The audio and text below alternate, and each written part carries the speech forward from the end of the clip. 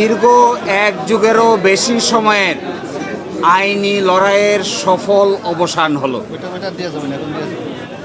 বাংলাদেশ জামায়াতে ইসলামী আজকে বাংলাদেশের সর্বোচ্চ আদালতের রায়ের মাধ্যমে তার নিবন্ধন ফিরে পেল। পলিটিক্যালি মোটিভেটেড পিআইএল বা রাজনৈতিক উদ্দেশ্যে দায়েরকৃত মামলার মাধ্যমে জামায়াতের নিবন্ধন কেড়ে নেওয়া হয়েছিল। আজকের এই রায়ের মাধ্যমে বহুদলীয় গণতান্ত্রিক এবং অংশগ্রহণমূলক সংসদ প্রাপ্তি নিশ্চিত হলো। আমরা আশা করি এই রায়ের পরে বাংলাদেশে সঠিক নির্বাচনের মাধ্যমে প্রাণবন্ত সংসদ গঠিত হবে। জাতি, ধর্ম, বর্ণ, শ্রেণী নির্বিশেষে